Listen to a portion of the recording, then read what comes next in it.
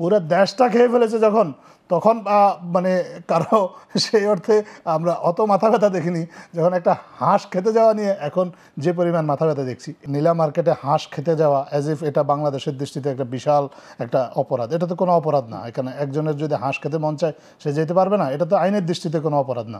অপরাধ যদি হয় সেটা যদি আপনার সরকারের কোনো উপদেষ্টা বা কোনো গুরুত্বপূর্ণ ব্যক্তি কোনো ধরনের দুর্নীতির সাথে সম্পৃক্ত থাকে, তাহলে সেটা নিয়ে আমরা কথা বলতে পারি, তার দুর্নীতি অনুসন্ধান করতে পারি, পেলে তাকে আমরা যত পারি সমালোচনা করতে পারি। আইন প্রয়োগকারী সংস্থা কেন তার বিরুদ্ধে ব্যবস্থা নিচ্ছে না সেটা নিয়ে কথা বলতে পারি।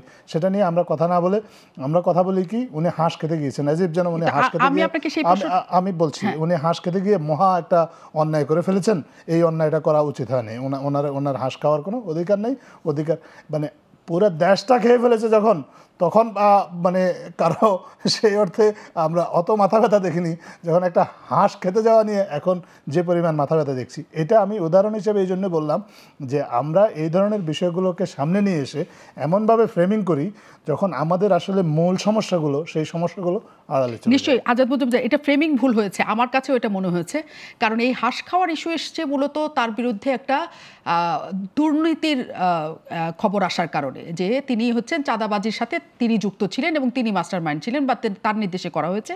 যখন সে চাঁদাবাজির কারণে আটককৃত একজন মানুষের ভিডিও প্রকাশ পায়, মানুষ ওটাকে নিয়ে ট্রল করেছে হাঁস খাওয়া নিয়ে, কিন্তু আসলে তো জানতে চাওয়া উচিত ছিল যে কিভাবে এটার সাথে তিনি জড়িত ছিলেন কি নাই, এবং সেটার কি কোনো তদন্ত হওয়ার, আমি সেটাই বলতে চাচ্ছি যে তদন্ত নিয়েছে সরকারের তরফ থেকে। আপনারা মিডিয়া অনুসন্ধান করেন, আপনারা বলেন উনি তো ডিনাই করেছেন, উনি তো বলেছেন যে উনি এটার সাথে সম্পৃক্ত না। নিশ্চয়ই আপনারা ওনার সম্পৃক্ততা নিয়ে আপনারা ওনার হাঁস খাওয়া নিয়ে যে পরিমাণ উচ্ছ্বসিত বা, কিন্তু সেটা নিয়ে না, সেটা নিয়ে না, কিন্তু এটা সরকার কি নিজের একটা উপদেশ, সরকার তো তদন্ত করবে। সরকার তো মনে করে যে উনি কোনো দুর্নীতির সাথে সম্পৃক্ত না, এমনি মনে করে নাকি তদন্ত করতে চায় না তদন্ত এখন একজন যে অভিযোগ করলো তারপরে সরকার অভিযোগটা সেরকম ভিত্তি থাকতে হবে।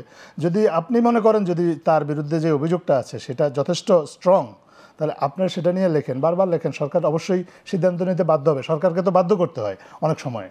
আপনি কোনো এটা মিডিয়ারও একটা দায়িত্ব। আমি সেটাই বলছি যে সরকার যদি কোনো ভুল করে থাকে, সরকারের কেউ যদি কোনো ধরনের অন্যায়ের সাথে সম্পৃক্ত থাকে, আপনারা সেই অন্যায়গুলো নিয়ে বারবার কথা বলুন, যাতে করে সেই অন্যায়ের প্রতিকার হয়। সরকার বাধ্য হয় সেই অন্যায়ের প্রতিকার করতে, জনগণ সেই অন্যায়ের বিরুদ্ধে একটা ব্যবস্থা নেওয়া হয়েছে এই দৃশ্যটা দেখতে পায়। সেটা নিয়ে কথা না বলে গুরুত্বহীন কথাকে এমনভাবে হাইলাইট করা হয়, আপনার তখন আসল সমস্যাগুলো আড়াল পড়ে যায়।